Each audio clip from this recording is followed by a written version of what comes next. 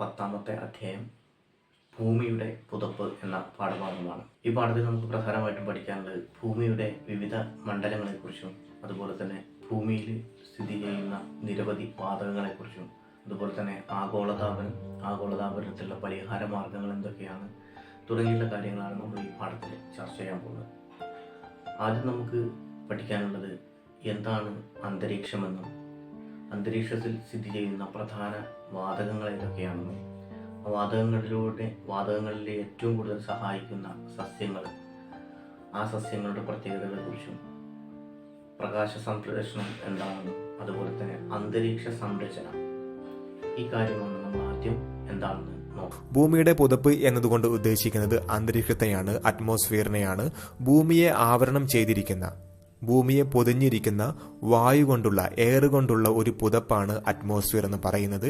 ഈ അറ്റ്മോസ്ഫിയറിൽ അടങ്ങിയിരിക്കുന്ന പ്രധാനപ്പെട്ട ഗ്യാസസുകളാണ് ഓക്സിജനും കാർബൺ ഡൈ ഓക്സൈഡും.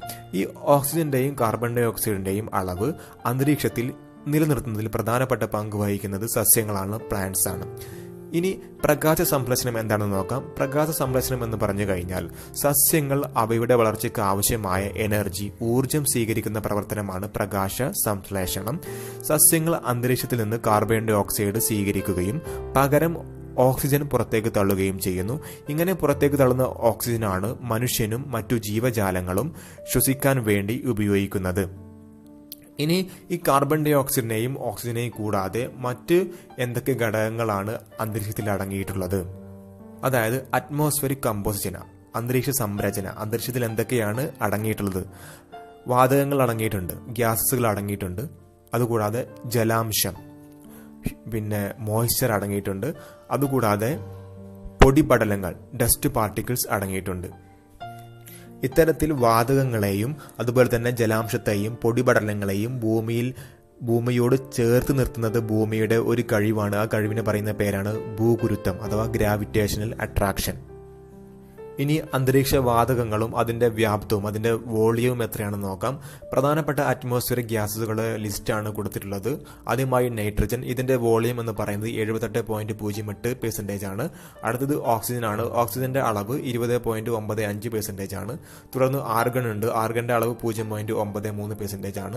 4-ാം സ്ഥാനത്താണ് കാർബൺ ഡൈ ഓക്സൈഡ് വരുന്നത്. കാർബൺ ഡൈ ഓക്സൈഡിന്റെ അളവ് 0.037% ആണ്. അപ്പോൾ ഈ ഓക്സിജനുമായി താരതമ്യം ചെയ്യുമ്പോൾ കാർബൺ ഡൈ ഓക്സൈഡിന്റെ അളവ് വളരെയധികം കുറവാണ്. ഇനി അന്തരീക്ഷത്തിലെ വാതകങ്ങളെ കാണിക്കുന്ന ഒരു ഡയഗ്രാമാണ് കാണിച്ചിട്ടുള്ളത്. ഏറ്റവും കൂടുതൽ വയലറ്റ് നിറത്തിൽ കാണുന്നത് നൈട്രജന്റെ അളവാണ്, 78.8%. അന്തരീക്ഷത്തിൽ ഏറ്റവും കൂടുതലുള്ള ഗ്യാസ് ആണ് നൈട്രജൻ. 2-ാം സ്ഥാനത്തുള്ള ഓക്സിജൻ ആണ് ഇളം നീല നിറത്തിൽ കാണുന്നത്, 20.95%. ബാക്കിയുള്ള വാതകങ്ങളെല്ലാം കൂടി ചേർന്നാൽ ആ ചുവന്ന നിറത്തിൽ, ഒരു ഓറഞ്ച് നിറത്തിൽ കാണുന്ന അത്രയുമേ വരുന്നുള്ളൂ. അന്തരീക്ഷത്തിലെ വാതകങ്ങളെല്ലാം തന്നെ, ഓക്സിജൻ ആയാലും കാർബൺ ഡൈ ഓക്സൈഡ് ആയാലും നൈട്രജൻ ആയാലും, പ്രത്യക്ഷമായ പരോക്ഷമായ, ഡയറക്റ്റായ ഇൻഡയറക്റ്റായ മനുഷ്യനെയും ജന്തുക്കൾക്കും വളരെയധികം ഉപകാരപ്രദമാണ്. എങ്ങനെയാണെന്ന് നമുക്ക് നോക്കാം. ആദ്യമായി നമുക്ക് ഓക്സിജന്റെ ഉപകാരം നോക്കാം.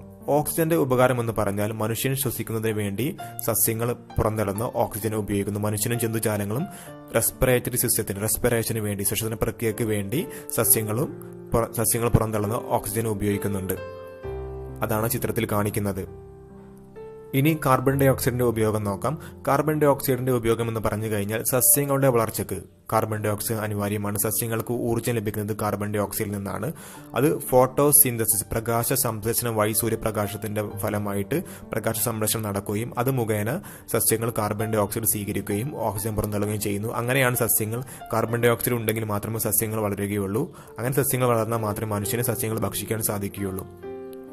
അതിന്റെ ചിത്രമാണ് ചിത്രത്തിൽ കാണുന്നത്, സ്ക്രീനിൽ കാണുന്നത്. ഇനി അടുത്തത് നൈട്രജൻ എങ്ങനെയാണ് ഉപകാരപ്പെടുന്നത്? സസ്യങ്ങൾക്ക് നൈട്രജൻ തീർച്ചയായും ഉപകാരപ്പെടുന്നുണ്ട്. ഈ നൈട്രജൻ മണ്ണിലേക്ക് ചെന്നിട്ട് നൈട്രേറ്റുകളായി മാറ്റപ്പെടുന്നു.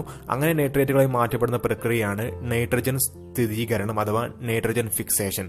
ഇങ്ങനെ നൈട്രജൻ ഫിക്സേഷനിലൂടെ സസ്യവളർച്ചയ്ക്ക് ആവശ്യമായ നൈട്രജൻ എന്നുള്ള നൈട്രജൻ ഉൽപ്പാദിക്കപ്പെടുന്നുണ്ട്. ഇതുമൂലം സസ്യങ്ങൾ നല്ല രീതിയിൽ വളരുന്നു. ഇത് സസ്യങ്ങൾക്കും ഉപകാരപ്രദമാണ്, മനുഷ്യനും ഉപകാരപ്രദമാണ്. അപ്പോൾ ഇന്നത്തെ ക്ലാസ്സിൽ നമ്മൾ പറഞ്ഞത് അന്തരീക്ഷ സംരചനയെക്കുറിച്ചും അന്തരീക്ഷത്തെക്കുറിച്ചും അന്തരീക്ഷത്തിൽ സ്ഥിതി ചെയ്യുന്ന വിവിധ തരത്തിലുള്ള വാതകങ്ങളെക്കുറിച്ചുമാണ്.